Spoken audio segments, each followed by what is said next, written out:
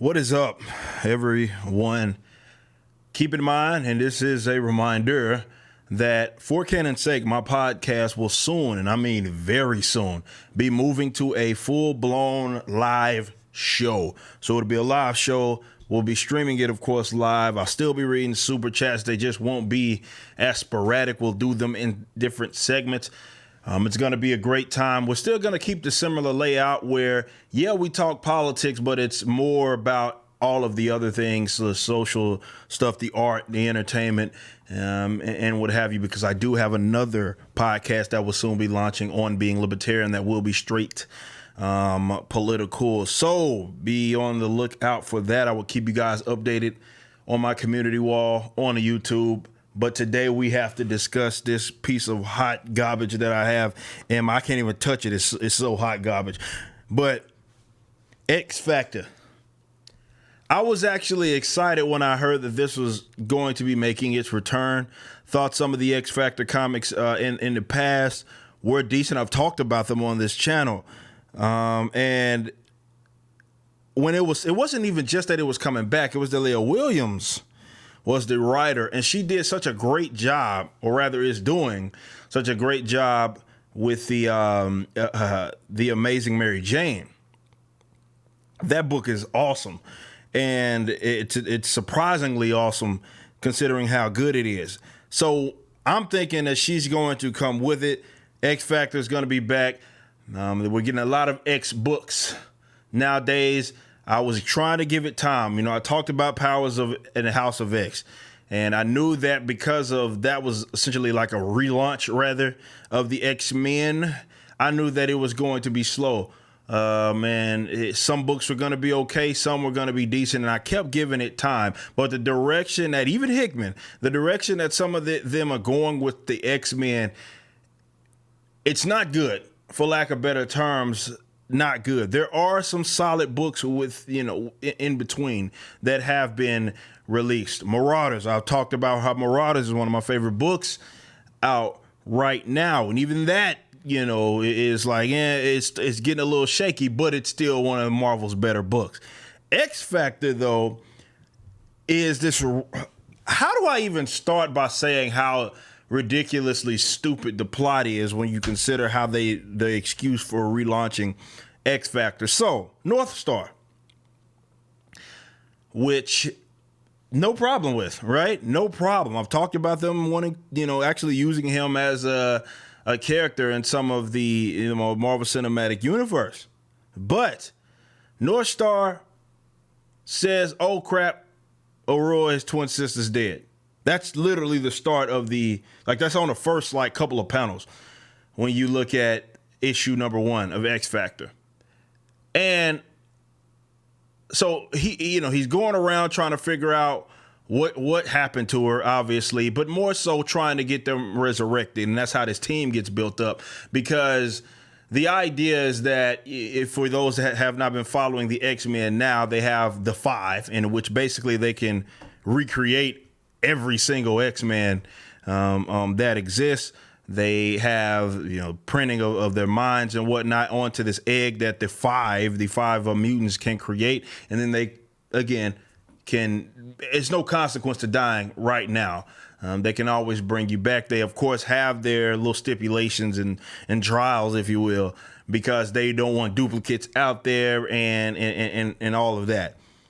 So he's going to the 5, demanding, of course, they bring her back, but they need a proof that he's dead, or she's dead, excuse me. And in doing that is how this team gets built up. And the team that gets built up it's so painfully obvious. Now, whose fault is this? Leah Williams or Marvel? It's so painfully obvious that the only reason these characters are existing all together in this comic book is because they are, let's just say, members of the LGBTQ plus TZ community. And there's nothing wrong with them existing alongside, let's say, other, straight characters. There's no problem with that. Marvel used to have this problem back in the gap with some of the black characters where they would have them show up in the same book for absolutely no reason at all aside from them being black. So like all the black characters, no matter if they're from different sides of the freaking planet, right? Some in Africa, some in America, they all know each other according to Marvel, and they tended to link up with these team ups.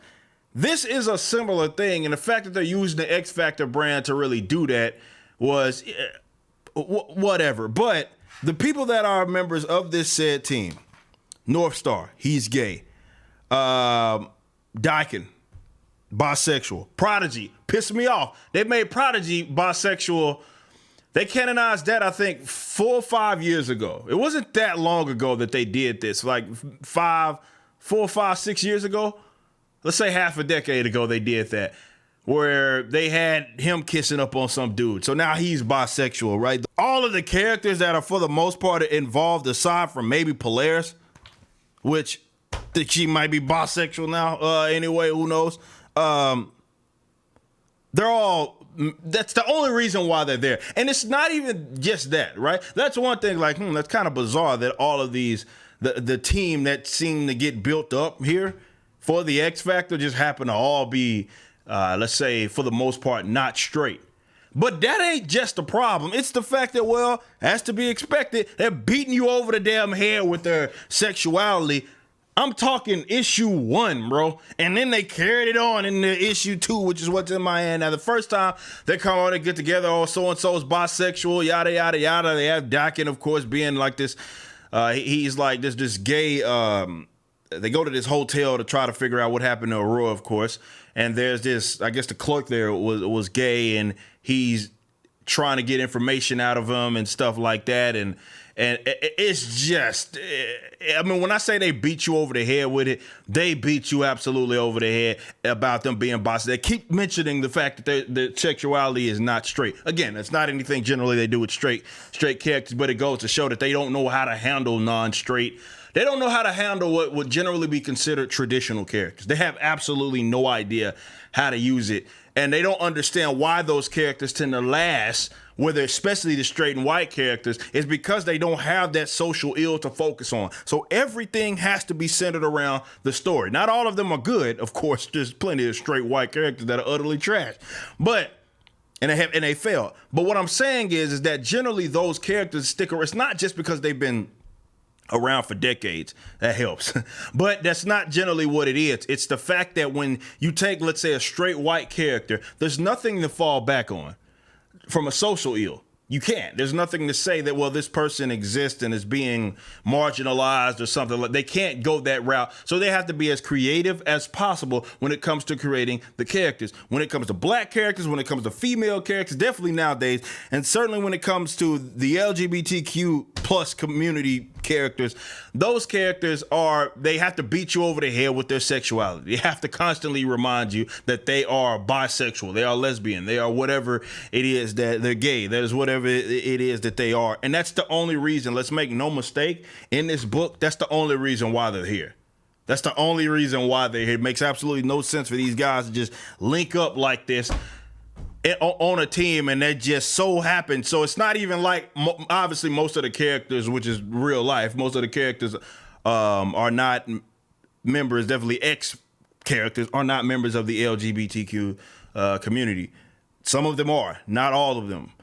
Nonetheless, for the ones that are, they all get together on you see where I'm going with this, how unorganic that is? It's not about any of these individual, well, granted, what they did to Prodigy was damn crime, and even to some of the other characters. But characters like North Star, he's been historically one of the better handled characters by way of Marvel, though they don't go into too much depth with him. Definitely lately, I guess this is their way of kind of doing it.